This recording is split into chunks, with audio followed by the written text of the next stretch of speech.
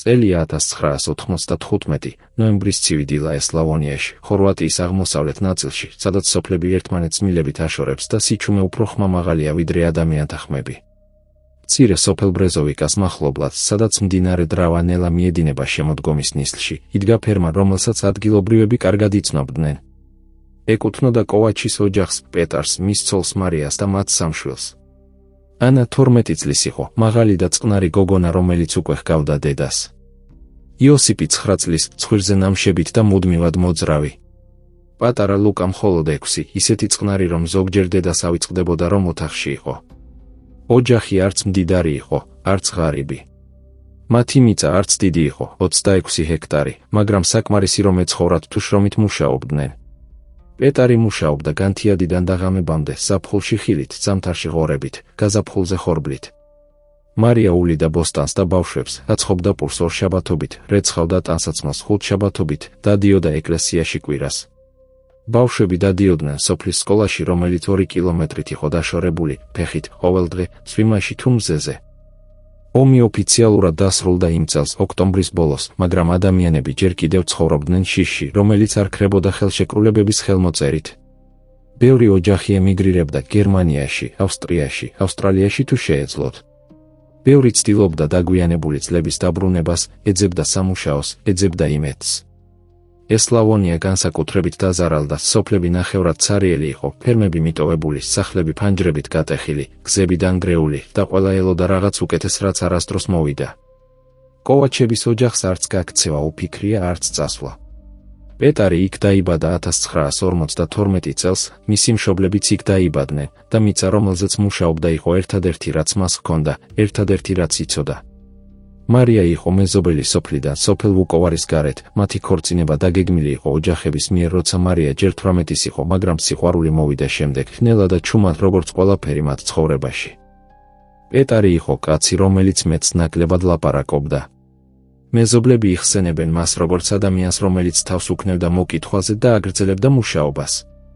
არ დადიოდა ბარებში, არ თამაშობდა ბანკოს, არ იყო საკვირაო სადილების წესით. მუშაობდა, ბრუნდებოდა, ბანაობდა, ჭამდა, იძინებდა. მარია უფრო ღია იყო, მაგრამ მხოლოდ ოდნავ. ლაპარაკობდა მეზობელ ქალებთან კვირის ბაზარზე, ზოგჯერ რაიმე რეცეპტს გაუზიარებდა, ზოგჯერ დაესწრებოდა გაკვირით წრეს, რომელიც ყოველთვის იკრიბებოდა სოფლის ცენტრში. მაგრამ არასდროს მიუდიოდა ახლოს. არასდროს საუბრობდა პრობლემებზე. არასდროს უჩივოდა. და როცა ქალები ეკითხებოდნენ როგორ იყო ყველაფერი, ყოველთვის პასუხობდა, კარგად, ღმერთს შევსწირავთ. ანა იყო უხუცესი და ყველაზე მეტად გრძნობდა იმ დაძაბულობას, რაც სახლში არსებობდა. მასწავლებელი იხსენებს, რომ ბოლო რამდენიმე თვის განმავლობაში, 1995 წლის შემოდგომაზე, გოგონა უფრო მოფიქრებული გახდა. ადრე რაღაც ცოცხლეობა ჰქონდა მის თვალებში, ამბობს მასწავლებელი. მაგრამ ოქტომბრიდან შევამჩნია, რომ უმეტესად ფანჯარას იყურებოდა, არა დაფას. როცა ვკითხავდი რა ფიქრობდა, პასუხობდა არაფერს, ბატონო, მაგრამ კარგად ვხედავდი, რომ ტყუოდა. იოსიპი იყო საპირისპირო, ენერგიული, ხმაურიანი, მუდმივად მოძრაობაში. მეგობრები იხსენებენ, რომ მას უყვარდა ფეხბურთი მიუხედავად იმისა, რომ არ იყო ძალიან კარგი. უყვარდა თევზაობა მიუხედავად იმისა, რომ არასდროს იჭერდა არაფერს. უყვარდა ხმამაღლა ლაპარაკი და ხუმრობა მიუხედავად იმისა, რომ ხშირად არავინ იცინოდა. ლუკა კი იყო ჩრდილი. მეზობელი ქალი იხსენებს, ზოგჯერ მარია მოდიოდა ბაზარზე ლუკასთან ერთად. ბიჭი იდგა მის გვერდით, ხელი დედის ქვედაკაბაზე მიკრული და არ ამოძრავებდა. საათობით შეეძლო ასე დგომა. მე ვცდილობდი მასთან ლაპარაკი, რაიმე საკონფეტო მიცემა, მაგრამ ის მხოლოდ უყურებდა მარიას, ელოდა დასტურს. და მარია ყოველთვის თავს ქნევდა, არა. არ ვიცი რატომ. შესაძლოა ფულის პრობლემა იყო. შესაძლოა სხვა რამ. ნოემბრის მე-21 იყო, ხუთშაბათი, დილა ბურუსით დაფარული და ცივი, ისეთი ცივი, რომ სუნთქვა ორთქლად იქცეოდა ჰაერში. მეზობელი ფერმერი იოვან მარიჩი გადაივლიდა გზაზე, რომელიც კოვაჩების სახლს უვლიდა. იოვანი 52 წლისა იყო მაშინ, ძლიერი კაცი ფართო ხელებით და ზურგით, რომელიც ჯერ არ იყო მოხრილი. ყოველ დილას დადიოდა თავის მიწაზე ჩვევიდან, ამოწმებდა ღობეებს, უყურებდა ცას, გეგმავდა დღეს. რაღაც მას უცნაურად მოეჩვენა, ფანჯრებში შუქი არ იწვოდა, მიუხედავად იმისა, რომ პეტარი ყოველთვის ადრე იღვიძებდა, 5 საათზე ზამთარშიც კი. მოსაქონელი არ ჩანდა ეზოში, მიუხედავად იმისა, რომ პეტარი ყოველთვის პირველ რიგში ულიდა ცხოველებს. ძაღლიც, თავხედი ნაირსახეობის ძაღლის სახელად რექსი, რომელიც ყოველთვის კეფდა უცხოებზე, არ გამოჩნდა. სიჩუმე იყო სრული და უცნაური. იოვანი გააგრძელა თავისი გზა, იფიქრა, რომ ოჯახი შესაძლოა სადმე გადასულიყო ნათესავებთან. ომის შემდეგ ბევრი ადამიანი მოძრაობდა, ეძებდა დაკარგულ ნათესავებს, ბრუნდებოდა დანგრეულ სახლებში. მაგრამ მეორე დღესაც იგივე სურათი იყო. და მესამე დღესაც. და მეოთხე. 2 კვირის შემდეგ, დეკემბრის დასაწყისში, როცა უკვე თოვლი დაიწყო, იოვანი მივიდა ადგილობრივ პოლიციაში ბრეზოვიკაში. პოლიციელები 2 კაცი იყვნენ, ორივე დაღლილი და გადატვირთული პოსტომის პრობლემებით, დაბრუნებული ლტოლვილები, რომლებიც ეძებდნენ თავიანთ სახლებს, ომის დროს მოპარული საკუთრება, დაკარგული საბუთები, დაუსრულებელი ბიუროკრატია. მათ ჩაწერეს, რომ კოვაჩების ოჯახი არ ჩანდა 2 კვირაა, მაგრამ უთხრეს იოვანს, რომ შესაძლოა უბრალოდ წასულიყვნენ. ბევრი ოჯახი მიდის უთხრა უფროსმა ოფიცერმა, დაღლილმა კაცმა წითელი თვალებით. ბევრმა მიატოვა სახლები უცბად. ომის შემდეგ ნორმალური არის. შესაძლოა გერმანიაში წავიდნენ, შესაძლოა ზაგრებში. თუ 2 კვირა კიდევ არ დაბრუნდნენ, მოდი ისევ და შევამოწმებთ. პოლიციამ შემოავლო ფერმა დეკემბრის მე-11-ს. კარი არ იყო ჩაკეტილი, მხოლოდ მიბრუნებული. შიგნით ყველაფერი ჩვეულებრივად იდგა, ავეჯი ადგილზე, ჭურჭელი დოლაბებში, ტანისამოსი კარადაში ოჯახურად დალაგებული. საწოლები გაშლილი იყო, მაგრამ ცარიელი. პეტარისა და მარიას საწოლზე საბანი კვლავ იყო შეხვეული, თითქოს ვიღაცამ ბოლოს დაღამებას ისე დატოვა. ბავშვების ოთახში 3 პატარა საწოლი იდგა, ერთზე სათამაშო დათვი, მეორეზე სკოლის ჩანთა, მესამე ცარიელი. სამზარეულოში იდგა ფინჯნები გარეცხილი, დოლაბში დასუფთავებული, მაგიდაზე კიპური, რომელიც უკვე მოცლილი იყო და მკვრივი. ახლოს იდგა კერძი პომიდორებით, ახლა უკვე გახრწნილი. არაფერი არ მიუთითებდა ბრძოლაზე ან აჩქარებულ გაქცევაზე. არ იყო გატეხილი ავეჯი, არ იყო ნივთები იატაკზე მიმოფანტული, არ იყო სისხლის კვალი, არ იყო კარებზე ძალით შესვლის ნიშნები.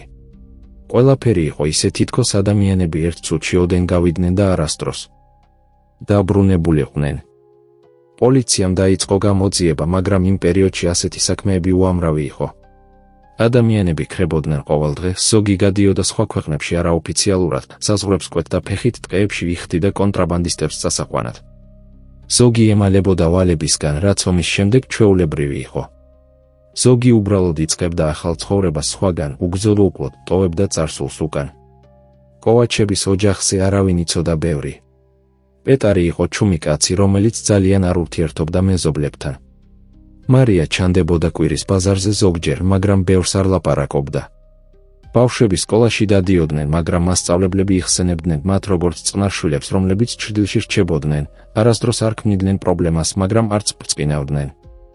არავის ჰყავდა მათთან ახლო ურთიერთობა. არ ჰყავდათ ბევრი ნათესავი. პეტარის მშობლები გარდაიცვალენ ჯერ კიდევ 1980-იან წლებში და ძმა არ ჰყოლია. მარიას ბიძა ცხოვრობდა ოსიეკში, მაგრამ როცა პოლიციამ დაუკავშირდა, მან თქვა, რომ 5 წელი არ ჰქონდა კონტაქტი მარიასთან და არაფერი იცოდა მათ გეგმებზე. ჩვენ უბრალოდ გავიშორდით, უთხრა მან პოლიციას.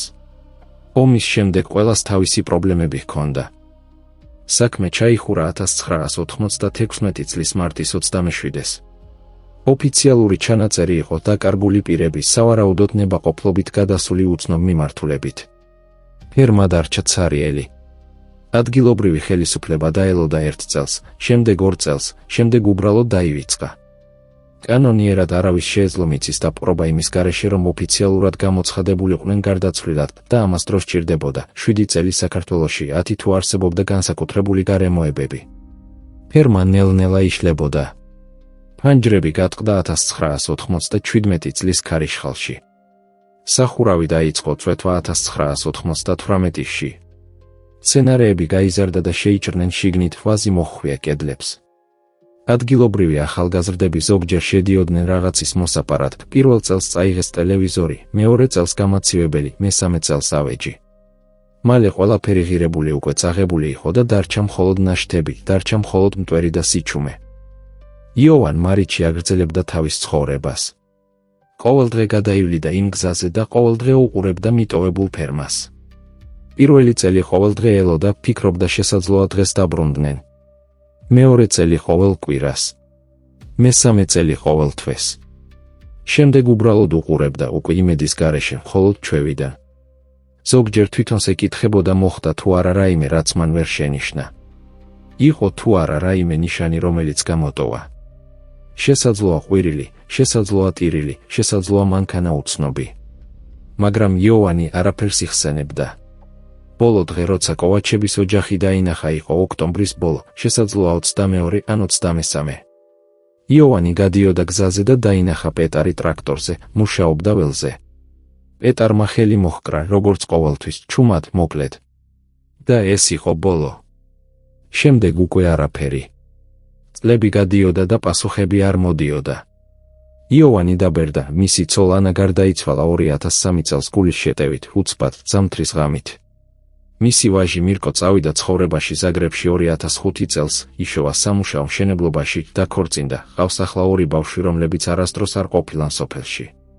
იოვანი დარჩა მარტო თავის ფერმაზე, რომელიც უკვე ძალიან დიდი იყო მისთვის, მაგრამ მიზეზი არ ჰქონდა რომ წასულიყო. იქ დაიბადა, იქ ცხოვრობდა, იქ უნდა დამხობოდა. 2014 წლის აგვისტოში ცხელდამშრალ ზაფხულში როცა მიწა იბზარებოდა წყლის სიმცირისგან, იოვანი გადაწყვიტა გაეფართოვებინა თავისი მიწა. მას 92 წელი ჰქონდა, მაშინ ჯანმრთელობა უკვე არც ისე კარგი, მუხლებით კიოდა, ზურგით კიოდა, სუნთქვა მძიმდებოდა. მაგრამ მუშაობა აგრძელებდა, რადგან არაფერი სხვა არ იცოდა. სჭირდებოდა უფრო მეტი ფართობი რომ გაეყიდა თივა და ბოსტნეული ადგილობრივ ბაზარზე. მიწა, რომელიც ესაზღვრებოდა კოვაჩების ყოფილ ფერმას უკვე თითქმის 2 ათეული წელი არავისი იყო, გაველურებული, ბუჩქებით დაფარული. ადგილობრივ ხელისუფლებაში უთხრეს, რომ შეეძლო იმ მიწის გამოყენება თუ რაიმე იურიდიულ პრობლემაში არ ჩავარდებოდა მომავალში, რაც ნაკლებად სავარაუდო იყო იმის გათვალისწინებით, რომ თითქმის 20 წელი არავინ არ გამოჩენილა მფლობელობის მოსათხოვად. იოვანი დაიწყო მუშაობა. მან დაიქირავა 2 ახალგაზრდა კაცი სოფლიდან, ბრალებს 23 წლის და სტიპეს 26-ის და ძველი ტრაქტორი. დაიწყეს მიწის გასუფთავება, რომელიც 2 ათეული წლის განმავლობაში გარეულად ყოფილა, ბუჩქები მაღალი როგორც ადამიანი, მიწა მყარი როგორც ბეტონი. სამშაბათს, აგვისტოს მე-12 დღეს, დაახლოებით 3 საათზე შუადღისას, როცა მზე აცხობდა ცას და ჰაერი ძლივს უნთქავდა სიცხისგან, ტრაქტორი მუშაობდა ძველ საწნავს უკან, სადაც მაღალი ბალახი და ბუჩქები იყო გაზრდილი. ბრალე მართავდა, ნელა, ფრთხილად. ტრაქტორმა დაარტყა რაღაცას მყარს. თავდაპირველად იოვანი, რომელიც იდგა ჩრდილში და უყურებდა, ფიქრობდა რომ ქვა იყო რაც ჩვეულებრივი იყო იმ მიწაზე. მაგრამ როცა ბრალემ გამორთო ძრავა და ჩამოვიდა შესამოწმებლად, დაინახა რომ ეს იყო საკმაოდ დიდი ლითონის ყუთი, დაჟანგული და მიწით დაფარული, ზომით დაახლოებით მეტრი სიგრძის და 50 სანტიმეტრის სიგანის. ყუთი იდგა არა ძალიან ღრმად, დაახლოებით 40 სანტიმეტრის სიღრმეზე, თითქოს ვიღაცამ იქ ჩადო აჩქარებულად და მხოლოდ ზედაპირულად დაფარა მიწით და შემდეგ წლების განმავლობაში ბუჩქებმა დაფარეს. იოვანმა მოუწოდა 2 მუშას და ერთად ამოთხარეს. ყუთი მძიმე იყო, შესაძლოა 30 კილოგრამი და როცა გახსნეს, იოვანმა გრძნო როგორ შეწყდა სუნთქვა. შიგნით იყო საბუთები. ბევრი საბუთი. პასპორტები, 5-4 ზრდასრული ზომის და 3 ბავშვის. პეტარ კოვაჩი დაბადებული 1952, მარია კოვაჩი დაბადებული 1958, ანა კოვაჩი დაბადებული 1983, იოსიპ კოვაჩი დაბადებული 1986, ლუკა კოვაჩი დაბადებული 1989. ფოტოები, რომლებიც უკვე გაფერმკრთალებული და ნესტით დაზიანებული იყო, მაგრამ სახეები ჯერ კიდევ იხატებოდა, პეტარი სერიოზული, ბარტყით, მარია მომღიმარი ოდნავ, ანა დიდი თვალებით, იოსიპი ნამშებიანი, ლუკა ისეთი პატარა რომ ფოტოზე ძლივს ჩანდა. იყო წერილები დაწერილი მარიას ხელით, ქაღალდზე, რომელიც უკვე მოყვითალო და მსხვერვადი გახდა. იყო ძველი საბანკო წიგნაკი, სადაც ბოლო ჩანაწერი იყო 1995 წლის ოქტომბრის მე-14, 1030 კუნა დარჩენილი ბალანსი. იყო ბავშვების სკოლის რვეულები მათემატიკის, ისტორიის, ხორვატული ენის. იყო ანას დღიური, მოკრული ყავისფერი ტყავით, სადაც ისწერდა თავის მცირე ფიქრებს ბავშვის ხელით. და იყო ერთი დიდი დალუქული კონვერტი, მძიმე, თითქოს რაღაც მნიშვნელოვანი იყო შიგნით. იოვანი ისხდა მიწაზე, ხელში უჭირა ის საბუთები და დიდი ხანი, შესაძლოა 9 საათი, უბრალოდ უყურებდა. ბრალე და სტიპე იდგნენ გვერდით, ჩუმად არ იცოდნენ რა ითქვათ. იოვანმა საბოლოოდ თქვა მიმიტანე ეს სახლში. ფრთხილად. ძალიან ფრთხილად. მოიტანა სახლში, დადო სამზარეულოს მაგიდაზე, გაათავისუფლა მუშები, ჩაიკეტა შიგნით. არ უთხრა პოლიციაში დაუყოვნებლივ. ჯერ უნდოდა გაეგო. ჯერ უნდოდა წაეკითხა. ჯერ უნდოდა ეცოდინა რა მოხდა 20 წლის წინ. წერილები იყო მარიას მიერ დაწერილი, მაგრამ არასდროს გაგზავნილი, ყველა მიემართებოდა მის ბიძას ოსიეკში. პირველი წერილი დათარიღებული იყო 1994 წლის ნოემბრის 15-ით.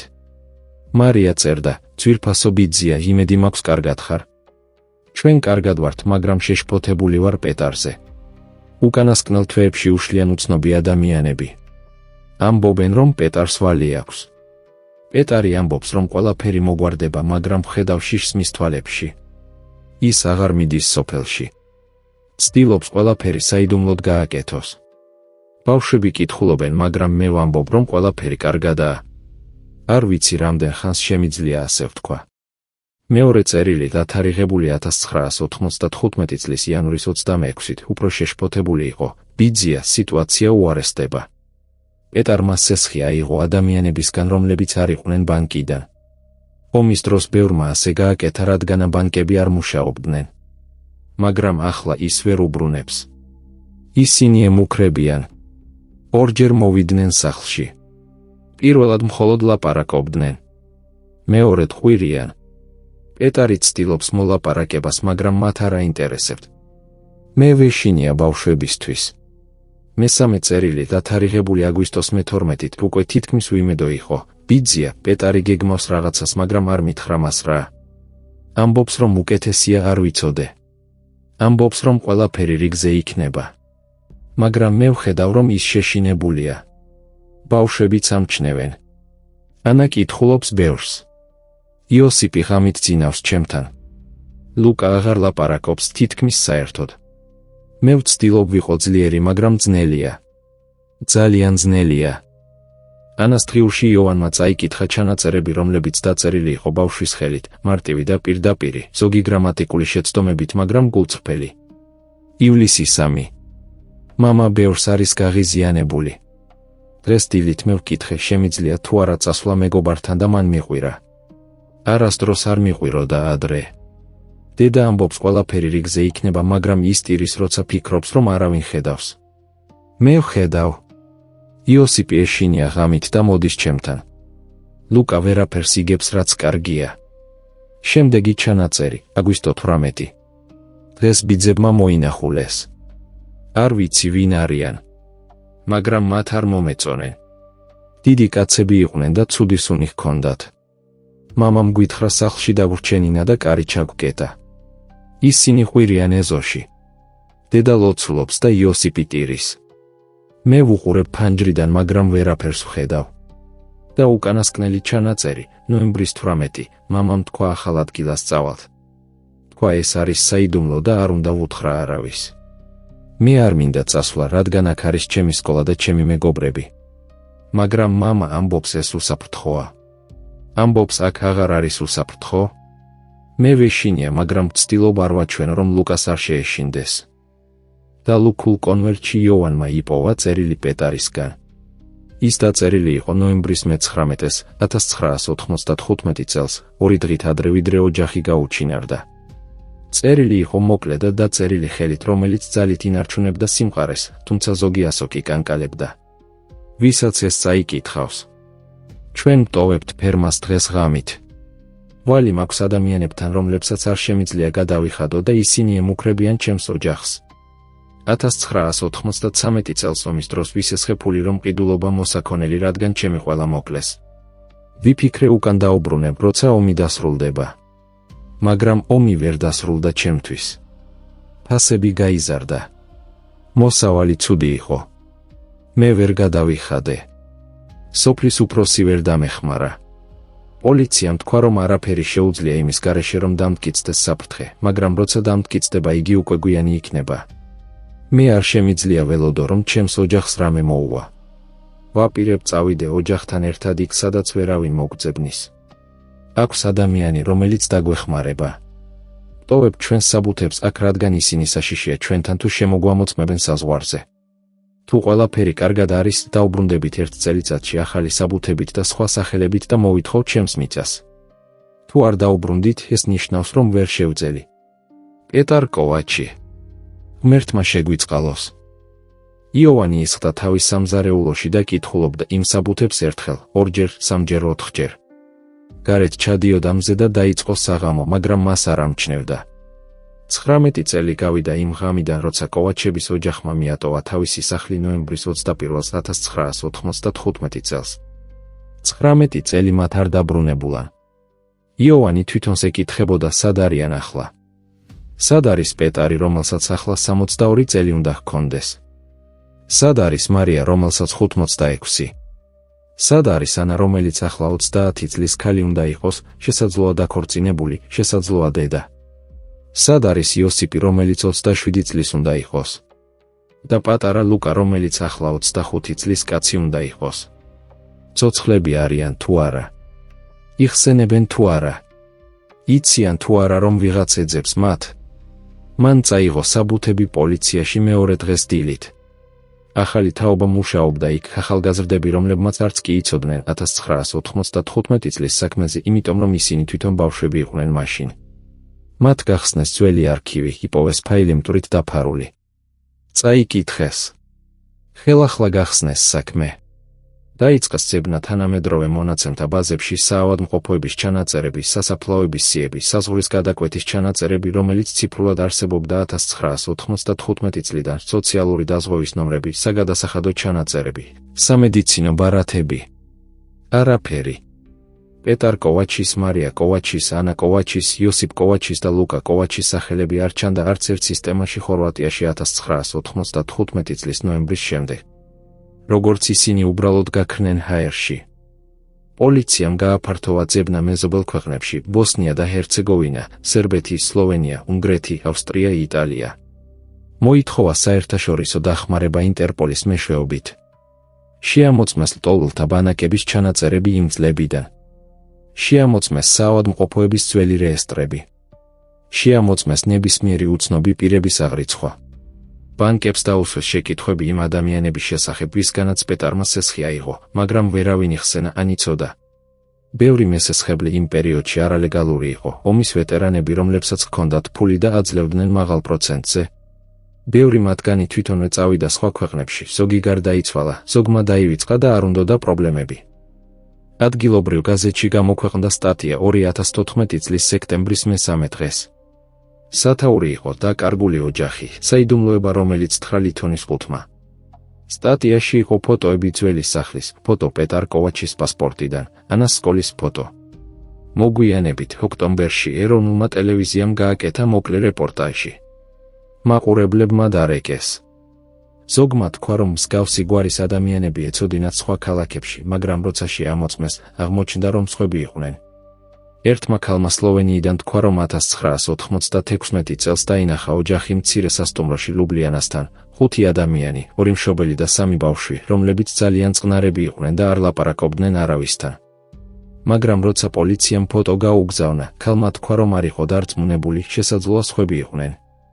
ერთმა კაცმა ავსტრიიდან თქვა, რომ იცნობდა კაცს სახელად პეტრე, რომელიც მუშაობდა მშენებლობაში ვენის მახლობლად 2000-იან წლებში, არასდროს არ ლაპარაკობდა თავის წარსულზე. მაგრამ როცა შეამოწმეს, აღმოჩნდა, რომ ეს იყო სხვა ადამიანი სრულიად. არც ერთი ლიდი არ მიგვიყვანა არსად. ყველა გზა კედელში მთავრდებოდა. იოვან მარიჩი გასცა ინტერვიუ ტელევიზიას 2014 წლის ოქტომბრის ბოლოს. მას 72 წელი ჰქონდა მაშინ, ჯანმრთელობა უკვე სუსტი, ხელები რომლებიც კანკალებდა, მაგრამ გონება ნათელი. მან ისაუბრა რამდენიმე წუთი კამერის წინ, ისე რომ ხმა უკვე უძალდებოდა ემოციებისგან. მე ვცხოვრობდი მათი გვერდით 25 წელს. ყოველდღე გადავიდოდი მათი სახლის გვერდით. ყოველდღე ვხედავდი პეტარს, როგორც მუშაობდა ველზე. ზოგჯერ მარიას, როგორც დადიოდა ბაზარზე. ბავშვებს, როგორც დადიოდნენ სკოლაში. არასდროს მახსოვს, რომ პეტარმა ხმამაღლა ილაპარაკა. არასდროს მახსოვს, რომ ოჯახმა პრობლემა გამოიწვია. ისინი უბრალოდ ცხოვრობდნენ. მუშაობდნენ. ზრდიდნენ ბავშვებს. ცდილობდნენ გადარჩენას. და ერთ დღეს აღარ იყვნენ. მე ვიფიქრე, რომ წავიდნენ. ვიფიქრე, რომ უკეთესი ცხოვრება მოძებნეს. ვიფიქრე, რომ შესაძლოა გერმანიაში იყვნენ ან ავსტრიაში და არ უნდოდათ დაბრუნება. მაგრამ ახლა ვიცი, რომ ისინი გაიქცნენ შიშით. შიშით რომ მათი ოჯახი დაზარალდებოდა. და არ ვიცი მიაღწიეს თუ არა იქ სადაც მიდიოდნენ. არ ვიცი იყვნენ თუ არა უსაფრთხოში. არ ვიცი ცოცხლები არიან თუ არა. და ეს ყველაზე უარესია. ჟურნალისტმა ჰკითხა რას ფიქრობთ რა მოხდა მათ და იოანმა დიდი ხანი დუმდა. შემდეგ თქვა არ ვიცი და ეს ყველაზე უარესია. შესაძლოა მიაღწიეს სხვა ქალაქს და დაიწყეს ახალი ცხოვრება ახალი სახელებით. ომის შემდეგ ბევრმა ასე გააკეთა.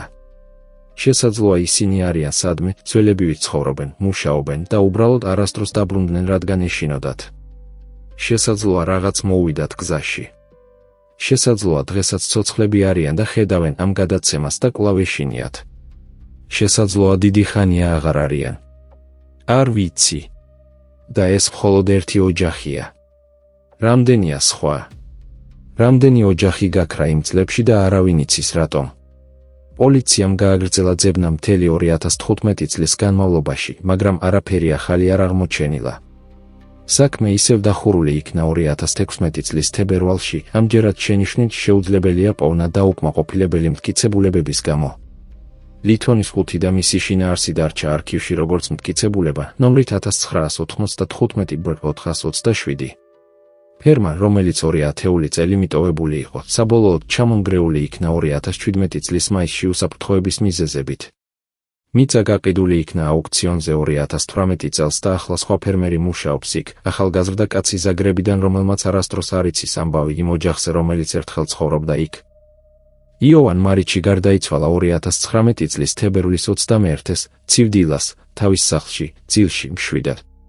მის დაკრძალვამდე რამდენიმე დღით ადრე, როცა მან იცოდა რომ დრო ახლოვდებოდა, მან თავისი ვაჟისთვის ჩაიწერა ხმოვანი მესიჯი ძველ მაგნიტოფონზე, რომელიც შემდეგ მირკომ გადასცა ადგილობრივ გაზეთს იოვანის სურვილით. მესიჯში ის ამბობდა: მე ვცხოვე გრძელი ცხოვრება. დავინახე ომი. დავკარგე ადამიანები. ვიცნობდი ბევრს, ვინც აღარ არიან. მაგრამ კოვაჩების ოჯახის ამბავი არასდროს დამივიწყებია და არც დამივიწყდება სიკვდილამდე. არა იმიტომ, რომ ისინი განსაკუთრებულები იყვნენ. არამედ იმიტომ, რომ ჩვეულებრივები იყვნენ. იმიტომ, რომ მათ არ ჰქონდათ საშინელი საიდუმლოება. არ ყოფილან დამნაშავეები. არ ყოფილან ცუდი ადამიანები. უბრალოდ ცდილობდნენ გადაერჩინათ თავისი ოჯახი, რადგან სამყარო ომით დაინგრა და სამართლიანობა აღარ არსებობდა. და ჩვენ ვერასდროს გავიგებთ გადაარჩინეს თუ არა.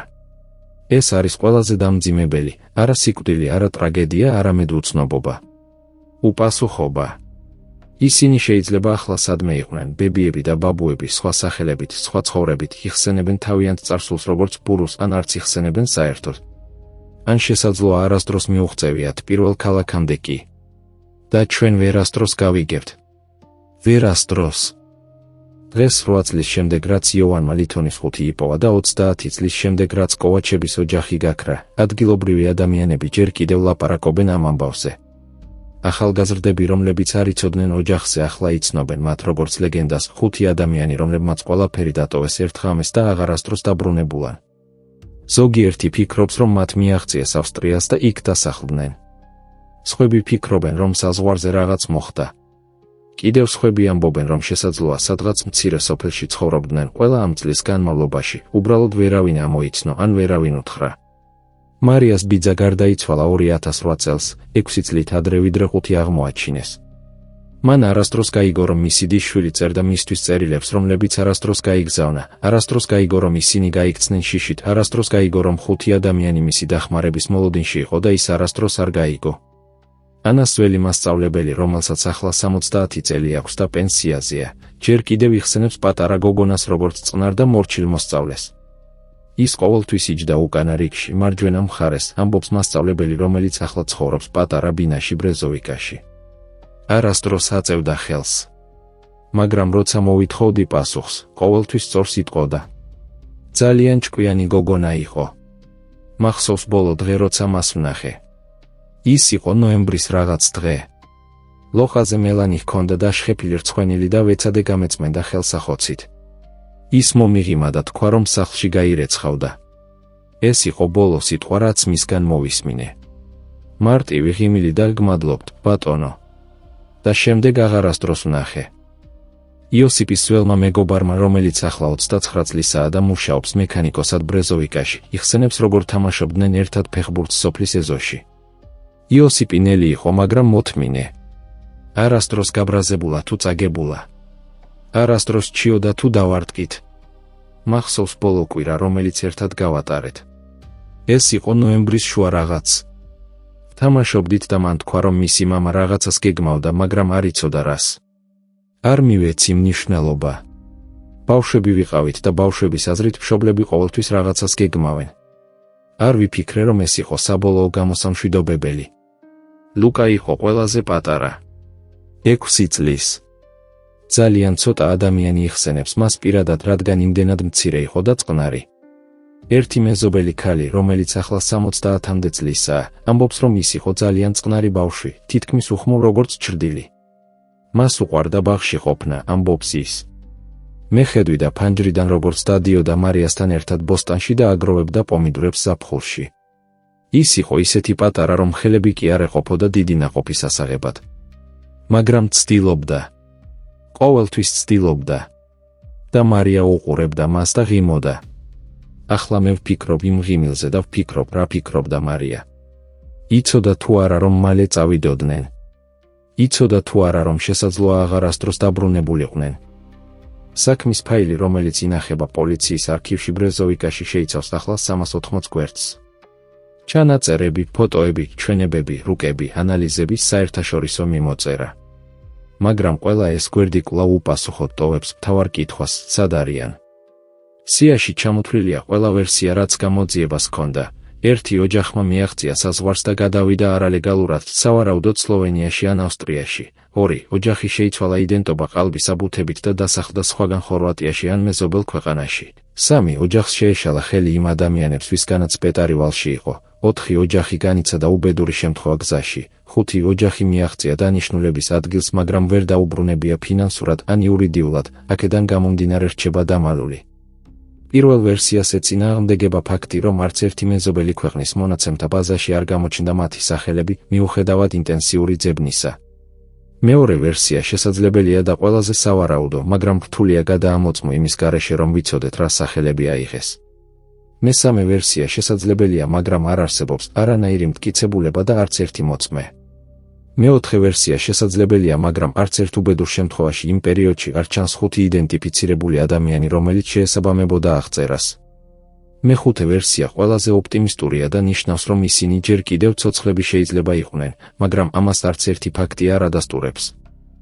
ფაილის ბოლოს არის ერთი ფურცელი, დაწერილი უფროსი გამომძიებლის მიერ 2016 წლის თებერვლის 9-ს. იქ წერია, ეს საქმე წარმოადგენს ერთ-ერთ ყველაზე უცნაურ და გულსატკენ მაგალითს, რომელიც ჩემს ოცლიან კარიერაში მქონია. არა იმიტომ, რომ ის ექსტრემალური ან ძალადობრივია, არამედ იმიტომ, რომ ის არის ამბავი ჩვეულებრივ ადამიანებზე, რომლებმაც გააკეთეს უჩვეულო არჩევანი საკუთარი თავის დასაცავად და შემდეგ გაქრნენ კვალიდან ისე თითქოს არასდროს არ არსებობდნენ. ყველა თვალსაზრისით მათ ჰქონდათ სამართლიანი მიზეზი, რომ გაექცნენ. ყველა თვალსაზრისით ისინი მსხვერპლნი იყვნენ გარემოებების, ომის შემდეგ მდგომი ქაოსის, სამართლიანობის არარსებობის. არა დამნაშავენი. მაგრამ ჩვენ ვერ ვპოულობთ მათ. და როგორც დრო გადის, შანსი კლებულობს. თუ ისინი ცოცხლები არიან, ისინი ახლა საშუალო ასაკის და ხანდაზმული ადამიანები არიან, რომლებსაც ახალი ცხოვრება აქვთ. თუ ისინი ცოცხლები არ არიან, მაშინ ჩვენ ვერასდროს გავიგებთ რა მოხდა. ორივე ვარიანტი უსიამოვნოა. მაგრამ პირველი უფრო სასურველია და ამას ვსურვებ მათ. უფროსი გამომძიებელი ივან მარკოვიჩი. კოვაჩების ძველ ფერმაზე ახლა იზრდება კულტურები. ახალი მესაკნე ახალგაზრდა კაცი სახელად ლუკა სახელწოდებით ზაგრებიდან, რომელმაც არც კი იცის, რომ მას იგივე სახელი აქვს, რაც ჰქონდა ყველაზე პატარა კოვაჩის შვილს, არ იცის ამბავი იმ ოჯახზე, რომელიც ერთხელ ცხოვრობდა იქ. მან იყიდა მიწა როგორც ინვესტიცია 2018 წელს და დაიქირავა ადგილობრივები, რომ მუშაობდნენ. ზოგჯერ, როცა ისინი თხრიან მიწას, პოულობენ ძველ ნივთებს, ჟანგავს ჭურჭელს, გატეხილ სათამაშოს, ზოგჯერ ღილს ან მონეტას. ისინი აგროვებენ ამ ნივთებს ყუთში და როცა ივსება ყრიან. არავინ აღარ იცის, ვის ეკუთვნოდა. არავინ აღარ ეხსენება. ანა კოვაჩი, თუ ცოცხალია, ახლა 41 წლისაა. იოსიპი 29. ლუკა 26. პეტარი 72. მარია 66. ან არავინ მათგანი. ან ყველა სხვაგან სხვა სახელებით ადამიანების მასაში გადინებულები. ყველა წელიწად სოფელ ბრეზოვიკას მახლობლად ნოემბრის 21-ს იმ თარიღზე როცა სავარაუდოდ გაიქცნენ ადგილობრივი სკოლის მოსწავლეები დებენ ყვავილებს იქ სადაც ადრე იდგა კოვაჩების სახლი. ეს არის ტრადიცია რომელიც დაიწყო 2015 წელს ერთ-ერთი მასწავლებლის ინიციატივით. ბავშვები რომლებიც ადის 12-დან 15 წლამდე არ იცნობდნენ კოვაჩების ოჯახს. მაგრამ ისინი იცნობენ ამბავს. და ყოველ წელს როცა დებენ იმ ყვავილებს ისინი კითხულობენ ხმამაღლა სამსახელს ანა, იოსიპი, ლუკა. ბავშვების სახელები. რადგან ბავშვებს ყოველთვის იხსენებენ. მასწავლებელი რომელმაც ეს ტრადიცია დაიწყო ქალის სახელად ივანა რომელსაც ახლა 50 წელი აქვს ხსნის მნიშვნელოვანია რომ ბავშვებმა იცოდნენ რომ ადამიანები შეიძლება გაქრნენ და არავინ იცოდეს რატომ. რომ ზოგჯერ ცხოვრება ადამიანებს აიძულებს გააკეთონ შემზარავი არჩევანი. რომ ზოგჯერ სამართლიანობა არ არსებობს. და რომ ჩვენ არასდროს უნდა დავივიწყოთ ისინი ვინც გაქრნენ, იმიტომ რომ თუ დავივიწყებთ მაშინ ისინი ნამდვილად გამოუსწორებლად დაკარგულები იქნებიან. ყოველწლიურად როცა ბავშვები დებენ ყვავილებს მე ვუყვები მათ ამბავს და ვხედავ მათ თვალებში როგორ ფიქრობენ. და ეს არის მნიშვნელოვანი. სადღაც ამ ქვეყანაში ან სხვა ქვეყანაში შესაძლოა არსებობს ქალი რომელიც ახლა 41 წლისაა და იხსენებს როგორ ცხოვრობდა ბავშვობაში ფერმაში ესლავონიაში. შესაძლოა იხსენებს მდინარე დრავას როგორც მიედინებოდა ნელაველებს შორის. შესაძლოა იხსენებს თავის ორ ძმას და როგორ თამაშობდნენ ეზოში ზაფხულის საღამოებით. შესაძლოა იხსენებს ღამეს როდესაც მამამ მათ გააღვიძა, ძალიან წყნარად და უთხრა რომ მალე უნდა წასულიყვნენ, ძალიან ჩუმად და არაფერი აეღოთ გარდა თბილი ტანსაცმლისა. შესაძლოა იხსენებს როგორ დადიოდნენ ბნელში, ხელებს ერთმანეთს ეკიდნენ. შესაძლოა ამ ქალს აქვს საკუთარი ოჯახი ახლა, საკუთარი ბავშვები, შესაძლოა შვილიშვილებიც. შესაძლოა ის ბედნიერია ან მაინც უსაფრთხოა. შესაძლოა მან არასდროს უთხრა არავის თავისი რეალური წარსულის შესახებ, თავის ნამდვილ სახელზე, თავის დაბადების ადგილზე. შესაძლოა ზოგჯერ ღამით იღვიძებს და ფიქრობს იმ სახლზე რომელიც დატოვა, იმ ცხოვრებაზე რომელიც დასრულდა ერთ წამში, იმ სახელზე რომელიც დაკარგა. ან შესაძლოა არაფერია. შესაძლოა მათი მოგზაურობა ან შესაძლოა არაფერია. შესაძლოა მათი მოგზაურობა დასრულდა სადღაც გზაზე, სადღაც უცნობ ადგილას, სადღაც სადაც არავინ მიხვდა. შესაძლოა ისინი დაიღალნენ და გაჩერდნენ და აღარასდროს დადგნენ. შესაძლოა მათი ამბავი უბრალოდ გრძელდება იმ უდიდესი სიაში ადამიანებისა რომლებიც გაქრნენ ომის დროს და ომის შემდეგ რომლებიც ჩაიწერნენ როგორც სტატისტიკა, როგორც ნომერი, როგორც დაკარგული და აღარასდროს ნაპოვნი. სოფელ ბრეზოვიკაში ცხოვრება გრძელდება როგორც ყოველთვის. ფერმერები ტრიალებენ მიწას, ბავშვები დადიან სკოლაში, მზე ამოდის და ჩადის მდინარე დრავას თავზე. ყოველდღიურობა აგრძელებს თავის ბრუნვას, გაუფრთხილებელი წარსულისადმი. ახალი თაობა ემატება, ძველი თაობა მიდის. მაგრამ ზოგიერთ დილას როცა ნისლი დაფარავს ველებს და ყველაფერი ჩუმია, ადგილობრივები რომლებიც ჯერ კიდევ იხსენებენ იმ დროს იხსენებენ ოჯახს რომელიც არ არის, სახლს რომელიც აღარ დგას და კითხვებს რომლებსაც არასდროს ექნება პასუხი. დრო არ გააჩნია წარსულს. წლები გადიან. მოხუცები კვდებიან და მათთან ერთად მიდის პირდაპირი მეხსიერება. ახალგაზრდები, რომლებმაც არასდროს იცოდნენ კოვაჩების ოჯახის შესახებ პირადად, ისწავლიან ამბავს როგორც ისტორიას, არა როგორც რეალობას. და ნელ-ნელა, გარდაულად ის რაც ერთხელ იყო ტრაგედია და საიდუმლოება იქცევა უბრალოდ ლეგენდად, ამბავად რომელსაც ყვებიან ბარებში და სამზარეულოებში, ამბავად რომელიც თითოეული მოთხრობით იცვლება ოდნავ, იშლება ოდნავ, იკარგება ოდნავ. მაგრამ ლითონის ხუთი რომელიც ჯერ კიდევ არის პოლიციის არქივში, თაროზე სადაც მტვერი გროვდება ჯერ კიდევ არსებობს. და მასში მოთავსებული საბუთები, პასპორტები. ცარიელი ფოტოებით რომლებიც ყურებენ ცარიელ სივრცეში, წერილები რომლებიც არასდროს გაიგზავნა და რომლებშიც ქალი ითხოვს დახმარებას რომელიც არასდროს მოვიდა, დღიური ბავშვის ხელით რომელიც აღწერს შიშს რომელსაც ვერ იგებს, და ერთი წერილი მამისგან რომელიც ცდილობდა გადაერჩინა თავისი ოჯახი ერთადერთი გზით რომელიც მას ჰქონდა, გაქცევით, ეს ყველაფერი რჩება როგორც უდავო მტკიცება იმისა რომ კოვაჩების ოჯახი არა უბრალოდ ლეგენდა იყო. ისინი იყვნენ რეალური. ისინი ცხოვრობდნენ და სუნთქავდნენ და მუშაობდნენ და იმედოვნებდნენ. ისინი გრძნობდნენ შიშს და სიყვარულს და სასოწარკვეთას. და ერთ ღამეს 30 წლის წინ ისინი წავიდნენ და აღარასდროს დაბრუნებულან და არავინ, აბსოლუტურად არავინ, იცის რატომ სწორედ ასე მოხდა, არსებობს მილიონობით ისტორია ამ სამყაროში. ამბები ადამიანებზე, რომლებიც დაიბადნენ, იცხოვრეს და გაქრნენ და არავინ დაიმახსოვრა მათი სახელები. მაგრამ კოვაჩების ოჯახის ამბავი განსხვავებულია, არა იმიტომ, რომ უფრო ტრაგიკულია, არამედ იმიტომ, რომ ის დაუსრულებელია. ის არის ამბავი, რომელსაც არ აქვს დასასრული. ის არის კითხვა, რომელსაც არ აქვს პასუხი. ის არის ჭრილობა, რომელიც ვერასდროს იხევება, რადგან ვერასდროს მკურნალობს. და ეს, შესაძლოა, ყველაზე მძიმე ტვირთია, რომელსაც ადამიანს შეუძლია ატაროს, არა დანაკარგის ტკივილი, არამედ არცოდნის ტკივილი. იოვან მარიჩის საფლავი არის სოფლის სასაფლაოში, მისი ცოლის გვერდით, 7 ადგილას ხეების ქვეშ. საფლავზე პატარა ქვა და მასზე მხოლოდ მისი სახელი და თარიღები, 1952-2019.